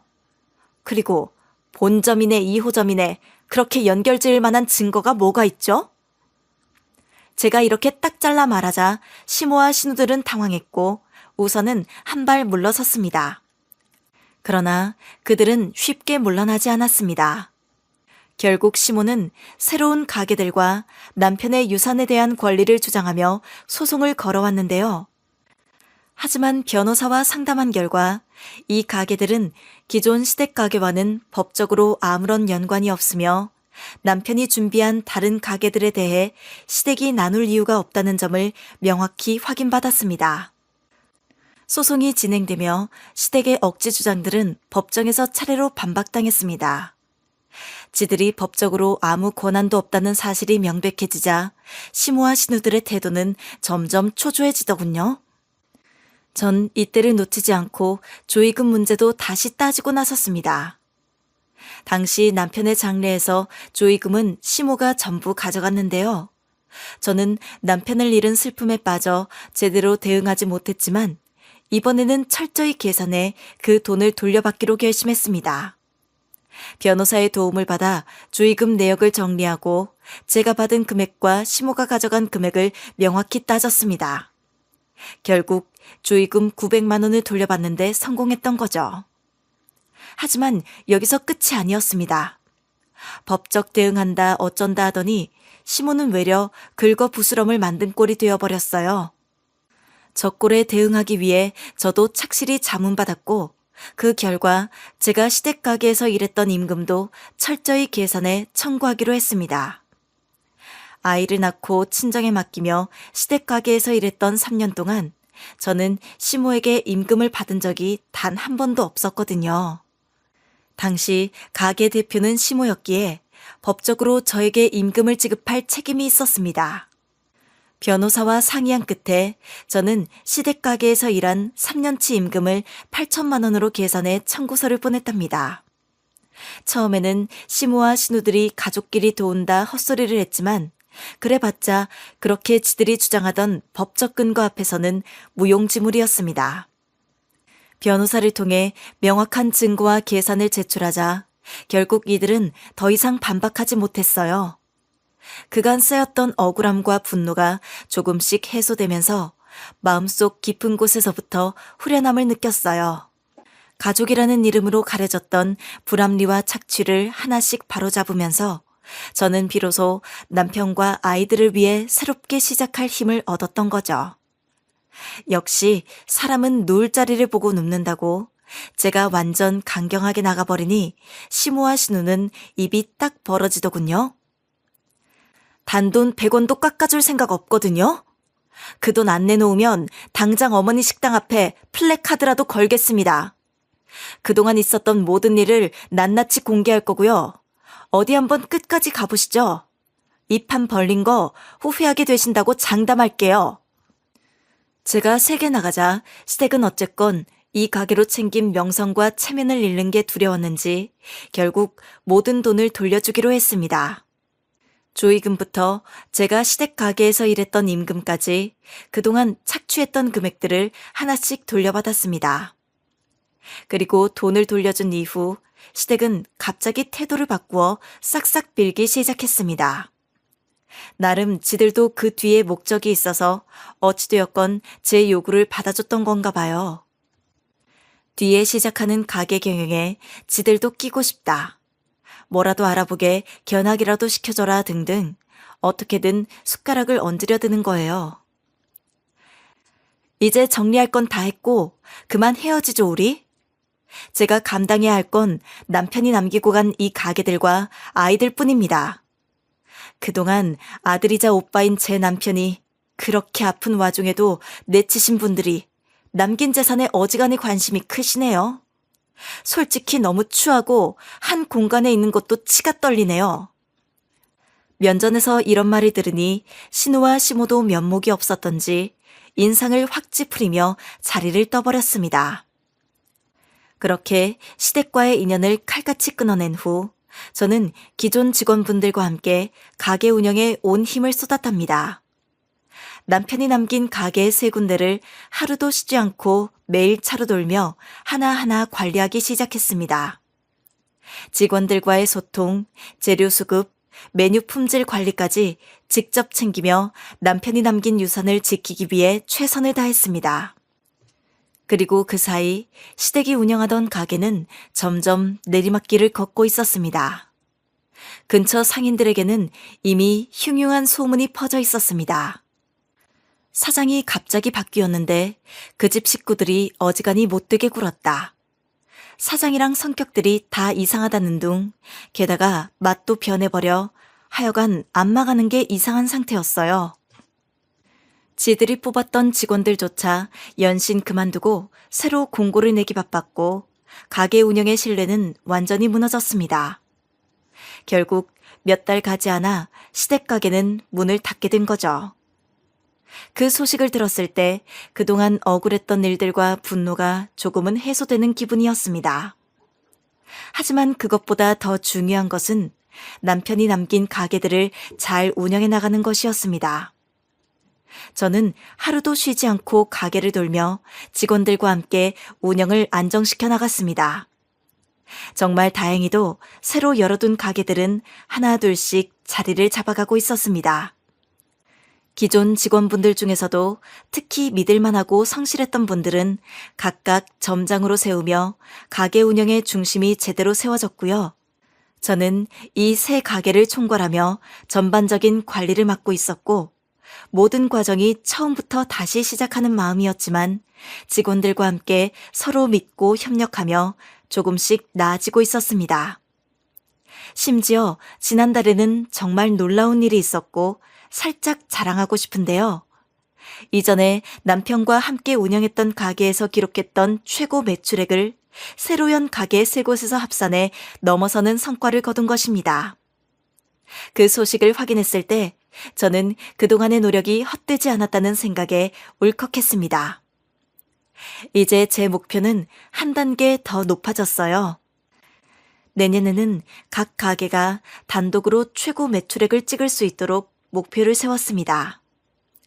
이를 위해 점장들과 주기적으로 회의를 열어 운영 방향을 점검하고 있고 메뉴 개선과 마케팅 전략에도 더욱 신경을 쓰고 있답니다. 모든 가게가 각자 독립적으로도 성공할 수 있는 기반을 만들어가는 것이 제 목표예요. 이런 바쁜 중에 아이를 맡아주신 친정 부모님께도 뒤늦게 감사한 마음을 전했어요. 남편이 병원에 입원한 뒤 가게 일과 시댁 문제로 정신없이 뛰어다니던 그 시기 동안 부모님은 군말 한마디 없이 아이들을 돌봐주셨으니까요. 아이들이 부모님 덕분에 안정적으로 생활할 수 있었고 그게 제가 이렇게 바쁘게 뛰어다닐 수 있는 원동력이 되었습니다. 이제는 조금씩 재정이 안정되어 가고 있어 부모님께 용돈도 다시 드리기 시작했습니다. 오랫동안 제 어려움을 묵묵히 지켜봐 주신 부모님께 조금이나마 보답할 수 있게 되어 뿌듯하고 감사한 마음뿐입니다. 물론 지금도 하루하루가 고된 일의 연속이긴 해요. 하지만 매일 가게를 돌며 직원들과 대화하고 손님들의 반응을 보며 성장해가는 가게를 확인할 때마다 피로는 싹 사라지더라고요.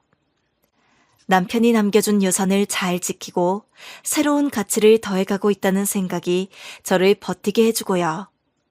앞으로도 가족을 위해, 믿어준 직원들을 위해, 그리고 제 스스로를 위해 더 열심히 뛰어볼 생각이에요. 언젠가 남편을 만났을 때 참 애썼다고, 내가 밀어준 만큼 잘해줬다고 칭찬을 받고 싶습니다. 여기까지 들어주셔서 감사드리고 모두 행복하세요.